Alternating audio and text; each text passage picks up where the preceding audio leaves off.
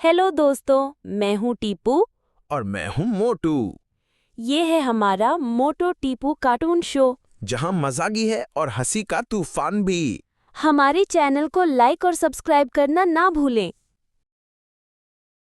मोटू, देख वो आम कैसे हंस रहे हैं मुझे बुलाने के लिए।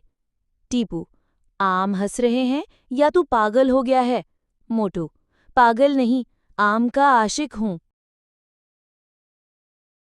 टीपू, ये देख हम पीछे की बाड़ से अंदर जाएंगे।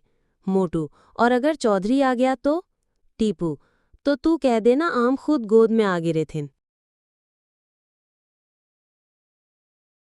मोटो, ये झाड़ियाँ मेरे साथ दुश्मनी कर रही हैं, फंस जाता हूँ हर बार। टीपू, झाड़ियाँ नहीं, तेरा पेट फंस रहा है।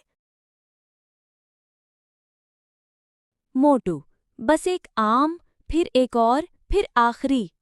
टीपू, बस कर, तू आम तोड़ रहा है या बाग खाली कर रहा है? मोटू, गाम नीचे गिरा या मैं? ओए, तुम दोनों क्या कर रहे हो? हम बस आमों की गिनती कर रहे थे जी, और कुछ ज्यादा हो गए थे तो तोड़ भी रहे थे। मोटू, मैं थक गया, रुक जाएं? टीपू, पकड़े गए तो आमों की जगह छित्तर मिलेंगे। मोटू, छित्तर भी मुफ्त के आम ही है ना?